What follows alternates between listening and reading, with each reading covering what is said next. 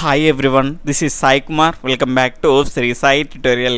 చాలామంది సీటెట్కు అప్లై చేసుకున్నటువంటి తెలుగు మీడియం అభ్యర్థులంతా కూడా అడిగేటువంటి ప్రశ్న ఏంటి అంటే, సీటెట్లో తెలుగుకు సంబంధించినటువంటి క్వశ్చన్ పేపర్ అనేది ఏ రకంగా ఉంటుంది, అదేవిధంగా తెలుగుకు సంబంధించినటువంటి క్వశ్చన్స్ అన్నింటికి కూడా ఆన్సర్ చేయాలి, 30కి 30 మార్కులు తెచ్చుకోవాలి అంటే ఏ సిలబస్ని చదవాలి అని అడుగుతున్నారు. ఈరోజు ఈ వీడియో ద్వారా మీకు క్లియర్ ఇన్ఫర్మేషన్ ఇవ్వడం జరుగుతుంది. కాబట్టి ఈ వీడియో అనేది మీకు నచ్చినట్లయితే తప్పకుండా లైక్ చేయండి, మీ మిత్రులకు షేర్ చేయడం మర్చిపోకండి. అదేవిధంగా ఎవరైనా కొత్తగా మన ఛానల్ని చూస్తూ ఉన్నట్లయితే సబ్స్క్రైబ్ చేసుకొని పక్కనటువంటి ఆల్ నోటిఫికేషన్ బెల్ ఐకాన్ని క్లిక్ చేయడం ద్వారా నేను చేసేటువంటి ప్రతి వీడియో మీకు నోటిఫికేషన్ రూపంలో వస్తుంది. ఇప్పుడు రాబోయేటువంటి అంటే మనం ఆల్రెడీ అప్లై చేసుకున్నాము, మనకు నిర్వహించబోయేటువంటి సీటెట్కి సంబంధించినటువంటి ఎగ్జామినేషన్ అనేది సిబిటి కంప్యూటర్ బేస్డ్ టెస్ట్ ద్వారా ఉండబోతుంది. అందులో మనం ఎంచుకున్నటువంటి లాంగ్వేజ్ల ఆధారంగా డైరెక్ట్గా 150 క్వశ్చన్స్ డిస్ప్లే అయితే ఎలాంటి ప్రాబ్లం ఉండదండి, డైరెక్ట్గా చేసుకుంటూ పోవచ్చు. అలా కాకుండా గతంలో నిర్వహించినటువంటి ప్యాటర్న్లోని సిబిటి ద్వారా కనుక నిర్వహిస్తే మాత్రం మనం గతంలో నిర్వహించినటువంటి ప్యాటర్న్ కూడా తెలుసుకొని ఉండాలి. కాబట్టి గతంలో మనకు కనుక చూసుకుంటే లాంగ్వేజ్ 1గా మనము తెలుగుని ఎంచుకున్నామనుకోండి, 91వ క్వశ్చన్ నుంచి 120 వరకు ఉన్నటువంటి తెలుగుకు సంబంధించినటువంటి క్వశ్చన్స్కి ఆన్సర్ చేయాలి. ఈ రకంగా లాంగ్వేజ్ 1 ఎంచుకుంటే వారి యొక్క ప్యాటర్న్ ఏ రకంగా ఉంటుంది అంటే, మొదటగా మనకు ఒక పారాగ్రాఫ్ అనేది వస్తుంది. ఇక్కడ చూసుకోండి, ఈ రకంగా ఒక పెద్ద పారాగ్రాఫ్ అనేది ఉంటుంది. మీరు కంటెంట్కి సంబంధించి ఎలాంటి చదవాల్సినటువంటి అవసరం లేదండి, ఎందుకంటే మీరు కంటెంట్కి సంబంధించినటువంటి కవులు, దాని తర్వాత వారి యొక్క రచనలు, ఆ రకమైనటువంటి ఇక్కడ చదవాల్సినటువంటి అవసరం లేదు, ఈజీగా ఉంటుంది. ఇక్కడనే మనకు పారాగ్రాఫ్ ఇస్తారు, దానికి సంబంధించినటువంటి క్వశ్చన్స్ అనేటివి దాని కిందనే ఇవ్వడం జరుగుతుంది. ఈ పారాగ్రాఫ్ని క్లియర్గా చదివేసిన తర్వాత మీరు క్వశ్చన్స్ అనేటివి అటెంప్ట్ చేయాలి. ఇక్కడ చూడండి, ఫర్ ఎగ్జాంపుల్ మనకి పారాగ్రాఫ్కి సంబంధించి ఎన్ని క్వశ్చన్స్ ఇచ్చాడో చూద్దాం. 1, 2, 3, దాని తర్వాత 4, 5, 6, 7, 8, 9 క్వశ్చన్స్ అనేటివి ఇవ్వడం జరిగింది. అంటే మనకి ఇక్కడ చూసుకుంటే మనం 9 క్వశ్చన్లకు ఎంత టైం ఉంటుందండి, 9 నిమిషాల టైం అనేది ఉంటుంది. ఇక్కడ మీరు ఏం చేయాలి అంటే, మనకు ఇక్కడ కేవలం ఒక 3 నుంచి 4 నిమిషాల్లో మీరు ఈ పారాగ్రాఫ్ మొత్తాన్ని చదివేయాలి. తెలుగులోనే ఉంటుంది కాబట్టి, తెలుగు మీడియం వాళ్ళే కాబట్టి సులభంగా చదవచ్చు. ఎందుకు చదవాలి సార్ అంటే, డైరెక్ట్గా మీరు ఏం చేస్తారంటే, కొంతమంది ఫర్ ఎగ్జాంపుల్ ఇప్పుడు పల్నాటి వీర కథలో మనకు లభించేది అనేది ఇప్పుడు క్వశ్చన్ ఉంది, ఆ లైన్ ఏడా దొరుకుతుందా అని చూస్తారా, అప్పుడు ఏమవుతుంది అంటే మనకు టైం అనేది వేస్ట్ అవుతుంది. అలాగే మీరు ఇక్కడ మనకు 9 నిమిషాల టైం అనేది ఇక్కడ కవర్ చేసుకోవాలి కాబట్టి, మనకు 9 క్వశ్చన్స్కి ఆన్సర్ చేయాలి కాబట్టి మీరు ఏం చేయండి అంటే, ఒక 2-3 నిమిషాల్లో మొత్తంగా చదివేసేయండి. చదవడం ద్వారా ఏమవుతుంది అంటే, ఏ అంశం అనేది ఎక్కడ ఉంది, ఫర్ ఎగ్జాంపుల్ ఇప్పుడు ఈ క్వశ్చన్ అడిగాడు అనుకోండి, మన కాటమరాజు కథ చక్రంలోని వీరగాథల సంఖ్య ఎంత అంటే ఇక్కడ 32 అండి. ఇక్కడ మనకి ఎక్కడ ఉంటుందో ఈజీగా తెలిసిపోతుంది. ఇక్కడ చూడండి, ఇది దాన్ని మొత్తం చదివామనుకోండి, ఇక్కడ ఉందని మనకు ఈజీగా తెలిసిపోతుంది. కొంతమంది ఏం చేస్తారంటే డైరెక్ట్గా ఆన్సర్, ఫర్ ఎగ్జాంపుల్ ఈ క్వశ్చన్ దేనికి సంబంధించింది, ఆ లైన్ ఏడు ఉంటుందని ఎతుకుతారు. అంటే కొన్ని సులభంగా దొరకవచ్చు కానీ అన్ని దొరకవు. అన్ని దొరకాలి అంటే ఫస్ట్ ఒక 2-3 నిమిషాల్లో మొత్తం పారాగ్రాఫ్ క్లియర్గా చదివేసేయండి. చదివేసిన తర్వాత ఈ క్వశ్చన్స్కి ఆన్సర్ చేయండి. ప్రత్యేకంగా చదవాల్సినటువంటి కంటెంట్ ఏం లేదు, వాడు అక్కడనే మనకు క్వశ్చన్కు సంబంధించినటువంటి పారాగ్రాఫ్ అనేది ఇస్తాడు, ఆ పారాగ్రాఫ్ని చదవాలి, ఆన్సర్ చేయాలి. ఇది ఒక రకమైనటువంటి ప్యాటర్న్. లాంగ్వేజ్ 1గా తెలుగుని ఎంచుకుంటే ఇంకొకటి ఏంటి అంటే, ఒకటి పద్యం అనేది రావడం జరుగుతుంది, ఒక ప్రోజు, ఒక పోయట్రీ అనేది రావడం జరుగుతుంది. ఇక్కడ చూసుకుంటే దీని తర్వాత మనకు ఒక పద్యం అనేది ఇవ్వడం జరిగింది. ఈ పద్యానికి సంబంధించినటువంటి క్వశ్చన్స్ ఎన్ని అంటే 1, 2, 3, దాని తర్వాత 4, తర్వాత 5, దాని తర్వాత 6, తర్వాత మనకు ఇక్కడ 6 క్వశ్చన్లు ఇవ్వడం జరిగింది. అంటే అవి 9, ఇవి 6, మొత్తం 15 ప్రశ్నలు. ఈ రకంగా మనకు ఆ టెక్స్ట్ బుక్లో మనం ఎలాంటి టెక్స్ట్ బుక్లో చదవకుండా ఆ క్వశ్చన్ పేపర్లో మనం చూసి రాసే విధంగా మీకు ఇవ్వడం జరుగుతుంది. కాబట్టి ఈ రకంగా మీరు సులభంగా స్కోర్ అనేది చేయొచ్చు. ఇక్కడ చూడండి, మీరు లాంగ్వేజ్ 1గా తెలుగుని ఎంచుకున్నప్పుడు ఒక పద్యం వస్తుంది, ఒక మనకు గద్యం వస్తుంది, అంటే ఒక ప్రోజు, ఒక పోయట్రీ అనేది రావడం జరుగుతుంది. ఇక్కడ చూసుకుంటే పద్యానికి సంబంధించినటువంటి క్వశ్చన్స్ కూడా ఒక్కోసారి ఈజీగా ఉంటాయి, ఒక్కోసారి టఫ్గా ఉంటాయి. ఈ పద్యానికి సంబంధించినటువంటి క్వశ్చన్స్లో మనకు చూసుకుంటే మీరు సందులు, సమాసాలు ఇవన్నీ చదవాల్సి ఉంటుంది.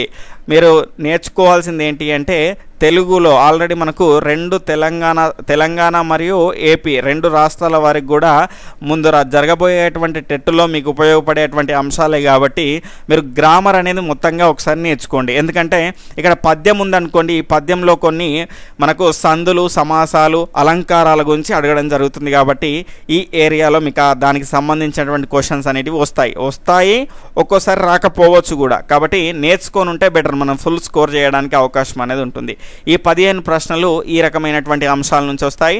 దాని తర్వాత మిగిలినటువంటి 15 ప్రశ్నలు కనుక చూసుకుంటే మీకు పెడగాజీ నుంచి వస్తాయండి, మెథడాలజీ నుంచి రావడం జరుగుతుంది. ఈ మెథడాలజీ మనము ఆల్రెడీ మీరు టెట్ డిఎస్సికి ఏవైతే చదువుతున్నారో అవే చదవండి, ఎక్కువ చదవాల్సినటువంటి అవసరం లేదు. ఆ మెథడాలజీకి సంబంధించినటువంటి అన్ని అంశాలని చదవండి. మీరు ఏం చేయండి అంటే మీకు క్వశ్చన్ పేపర్స్ అనేటివి ప్రొవైడ్ చేయడం జరుగుతుంది. మీరు చూడండి ఒకసారి ఏ టాపిక్స్ నుంచి ఎక్కువ క్వశ్చన్స్ అనేటివి రిపీట్ అవుతున్నాయి, వీలైతే వీడియో అనేది కూడా మీకు చేయడం జరుగుతుంది. ఆ రకంగా మీకు వీడియో అనేది అందించడం జరుగుతుంది. ఇక్కడ చూసుకుంటే మీకు కేవలం మీరు టెట్ డిఎస్సికి ఏ సిలబస్ అయితే చదువుతున్నారో ఆ సిలబస్ చదివితే సరిపోతుంది. మీరు ఖచ్చితంగా తెలుగులో 30 మార్కులకు 25 మార్కులు ఖచ్చితంగా స్కోర్ అనేది చేయగలుగుతారు. ఎందుకంటే అక్కడ 15 మార్కులు అయితే మన చేతుల్లోనే ఉన్నాయండి. ఇవంటే కొంచెము కష్టంగా వచ్చినప్పటికీ కూడా 25 మార్కులు అయితే మనం ఖచ్చితంగా తెచ్చుకోవచ్చు. ఎందుకంటే ఆ 15 మార్కులకు 15 మార్కులు అస్సలు మిస్ చేయొద్దు. దాని తర్వాత ఇందులో మనకు కనుక చూసుకుంటే కేవలం 10 మార్కులు వచ్చినా కూడా మెథడాలజీలో మనకు టోటల్గా 25 మార్కులు అనేటివి రావడం జరుగుతుంది. కాబట్టి ఖచ్చితంగా మీరు స్కోర్ చేయాలంటే ఈ రకంగా ఉంటుంది. అలా కాకుండా ఒకవేళ పద్యానికి సంబంధించి నేను క్వశ్చన్స్ అనేటివి చేయలేను, ఇక్కడ చూసుకుంటే మీరు చూడండి పద్యానికి సంబంధించిన క్వశ్చన్స్ అనేటివి మరీ క్లిష్టంగా ఏమి ఉండవండి. ఇక్కడ చూడండి, కేదారాది సమస్త తీర్థములు కోర్కిన్ జూడ బోనేటికిన్ కాదా ముంగిలి వారణాసి కడుపే కైలాస శైలంబుని పాదధ్యానము సంభవించినప్పుడే భావింపన జ్ఞాన లక్ష్మీధారిద్యులు గారే లోకులకట శ్రీ కాళహస్తీశ్వర. ఇక్కడ చూడండి, తీర్థము అనగా, తీర్థం అంటే ఏంటిదండి, ఇక్కడికి ఆల్రెడీ ఇచ్చాడు కదండి, యాత్రా స్థలము. దాని తర్వాత శైలము అంటే ఏంటి, ఇక్కడ చూడండి ముంగిలి వారణాసి కడుపే కైలాస శైలంబు అంటే ఏంటంటే ఇక్కడ మనకి ఇక్కడ పర్వతము. లోకులు అజ్ఞాన లక్ష్మీ దారిద్ర్యులయ్యే సందర్భం ఏది, ఎప్పుడు అంటే మనకి ఇక్కడ చూసుకుంటే పాదధ్యానము పొందినప్పుడే, అంటే శివుని యొక్క పాదధ్యానం పొందినప్పుడు ఏమవుతుంది, లోకులు అజ్ఞాన లక్ష్మీ దారిద్ర్యులయ్యే సందర్భం అనేది వస్తుంది. కాబట్టి ఈ రకంగా ఈజీగా ఉండేటువంటి అంశాలే మీకు కొన్నిసార్లు ఇవ్వడం జరుగుతుంది. కానీ కొన్ని సందర్భాల్లో కొంచెం 1-2 క్వశ్చన్లు మాత్రం కొంచెము క్లిష్టంగా ఆడేటువంటి అవకాశం ఉంటుంది. అలా కాకుండా నాకు 2 కూడా పారాగ్రాఫ్లే రావాలి అనుకున్నారనుకోండి, మీరు ఏం చేయండి అంటే లాంగ్వేజ్ 2గా మీరు ఏం చేయండి అంటే తెలుగుని ఎంచుకోండి. లాంగ్వేజ్ 2గా తెలుగుని ఎంచుకుంటే 2 కూడా పారాగ్రాఫ్లే రావడం జరుగుతుంది. ఈ రకంగా పారాగ్రాఫ్లే రావడం జరుగుతుంది. ఈ పారాగ్రాఫ్లకు సంబంధించినటువంటి క్వశ్చన్స్ అనేటివి ఇక్కడ ఉండడం జరుగుతుంది. అంటే సందులు సమాసాలు కూడా పెద్దగా అవసరం ఉండదు. కానీ ఖచ్చితంగా మీరు గ్రామర్ అనేది మొత్తం కంప్లీట్ చేయండి, వేరే ఎక్కువగా చదవాల్సినటువంటి అవసరం లేదు. గ్రామర్ కంప్లీట్ చేసేయండి. గ్రామర్ కంప్లీట్ చేసేసి పెడగాజీ మీరు కంప్లీట్ చేశారనుకోండి, ఖచ్చితంగా 30కి 30 మార్కులు సాధించవచ్చు. ఇక్కడ మరి ఒక 5 మార్కులు అటు ఇటు పోయినా కూడా మనకు 25 మార్కులు అయితే ఖచ్చితంగా వస్తాయి. మీరు ఇక్కడ చూసుకోండి, ఒకవేళ లాంగ్వేజ్ 2గా కనుక తెలుగుని తీసుకున్నారనుకోండి, 2 కూడా ఇలాంటి పారాగ్రాఫ్లే వస్తాయండి. ఈ పారాగ్రాఫ్ల నుంచే మీకు క్వశ్చన్స్ అనేటివి ఆన్సర్ చేయడానికి ఉంటుంది. మీరు ఈ పారాగ్రాఫ్లే కదా చూసి మీరు ఆన్సర్ చేయొచ్చు అనుకుంటారు, కానీ మీరు ప్రాక్టీస్ చేస్తేనే మీకు తక్కువ టైంలో చేయడానికి అవకాశం ఉంటుంది. ఇక్కడ ఉన్నటువంటి ఒక 15 క్వశ్చన్స్ 30 క్వశ్చన్స్కు 30 నిమిషాలు తీసుకోవడం కాదండి, వీలైనంత తక్కువ సమయంలో చేసి మనకి ఇంగ్లీషు మరియు మ్యాథ్స్ అనేది కొంత టఫ్గా ఉంటుంది. అన్ని ఇంగ్లీష్ మీడియంలో క్వశ్చన్స్ అనేటివి వస్తాయి కాబట్టి మనం క్వశ్చన్ అర్థం చేసుకోవడానికి ఎక్కువ టైం అనేది పడుతుంది. కాబట్టి వీలైనంత తక్కువ సమయాన్ని దీనికి కేటాయించాలండి. మినిమం మీరు 20 నిమిషాల లోపే ఈ క్వశ్చన్ పేపర్ని కంప్లీట్ చేసేసి మీరు చేయాలి. ఎందుకంటే ఇప్పుడు ఆల్రెడీ కంప్యూటర్ బేస్డ్ టెస్ట్ అనేది నిర్వహించడం జరుగుతుంది కాబట్టి సిబిటీలో మీకు ఈ రకంగా క్లిక్ చేస్తే సరిపోతుంది, మీరు బబ్లింగ్ చేయాల్సినటువంటి అవసరం లేదు. కాబట్టి ఆ రకంగా కూడా మీకు టైం అనేది సేవ్ అవుతుంది.